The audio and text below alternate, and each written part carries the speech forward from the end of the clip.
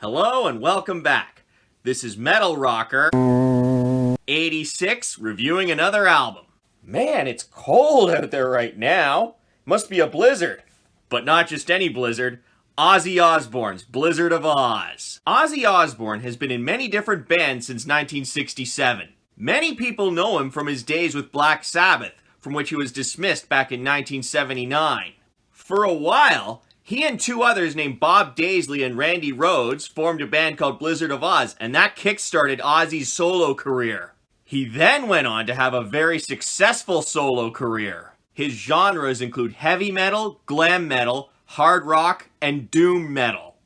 He has released 12 studio albums to date, and Blizzard of Ozz is one of them. On to the album. Blizzard of Ozz is Ozzy Osbourne's debut solo album, and it was released on September 15th of 1980 in the UK and March 21st of 1981 in North America. As you probably guessed, the album got its title from the band that Ozzy formed after Black Sabbath. It consists of 9 tracks and altogether is just under 40 minutes long. On lead vocals and harmony vocals is Ozzy Osbourne.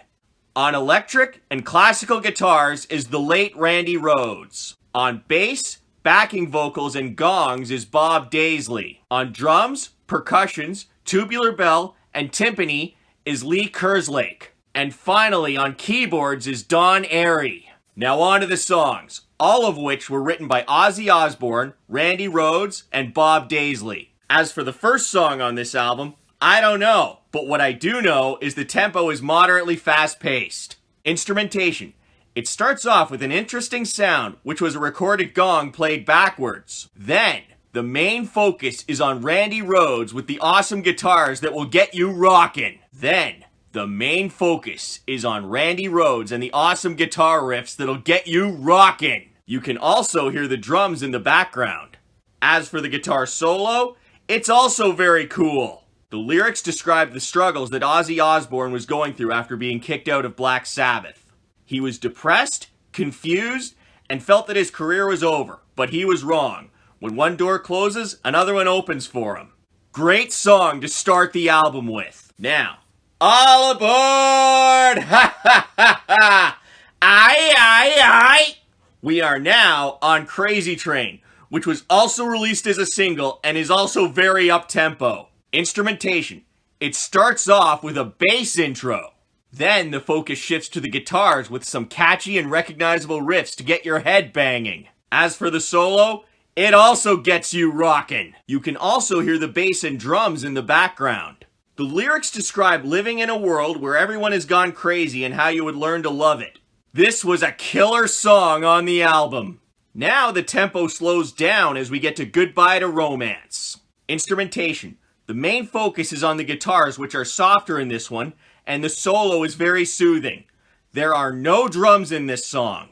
This was the first song recorded for this album, and it's just Ozzy giving a goodbye to his former band Black Sabbath. He was kicked out after having a bad falling out with Tony Iommi. Ozzy was not sure if he was going to be able to make it on his own, but he ended up doing much better. Another great song on the album. Now we get to D, which was written by Randy Rhoads for his mother. It's just a very short and soothing instrumental which consists of an acoustic guitar. This was a good track on the album. Now, things get a lot harder as we get to Suicide Solution. Instrumentation. The main focus is on the guitars with the hard riffs that'll pump you up. You can also hear the drums in the background. The one thing I really liked about this song though was the solo at the end of the song. The lyrics describe how alcohol can be dangerous. If you drink too much, your suicide'll be slow. There was actually a lot of controversy surrounding this song. Ozzy was sued by the parents of a depressed teen who they claim took his life after hearing this song.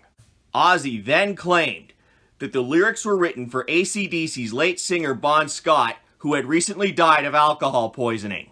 However, Bob Daisley claimed that the lyrics were written for Ozzy's struggle with alcoholism.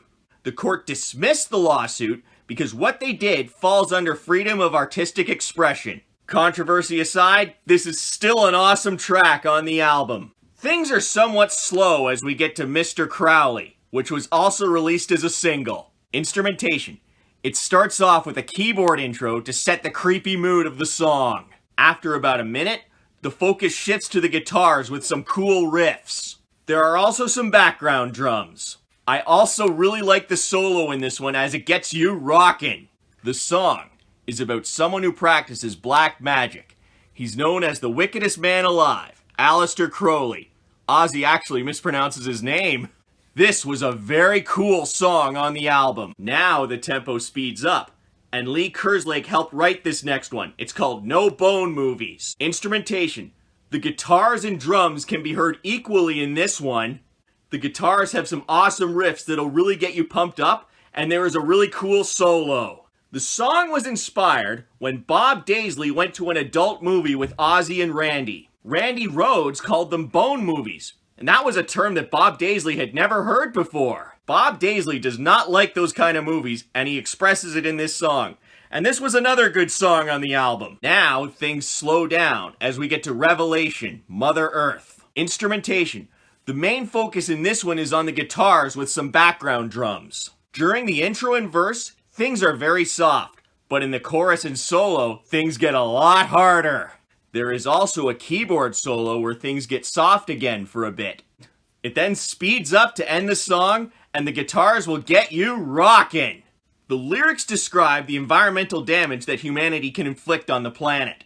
This was another good song on the album. Now we get to the final song on the album, Steal Away the Night. Things speed up here and the energy is high. Instrumentation. The main focus is on the guitars in this one, and they'll really get you pumped. The drums can also be heard in the background. The lyrics, from my interpretation, describe a couple having a fun time at night. This was a great song to end the album with, and it really ends on a bang. So what did I like about this album?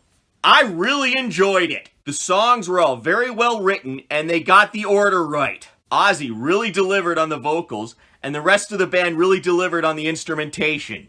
There is nothing I would change about this album. To conclude this, I will say that Blizzard of Ozz is an amazing album and you should definitely give it a listen.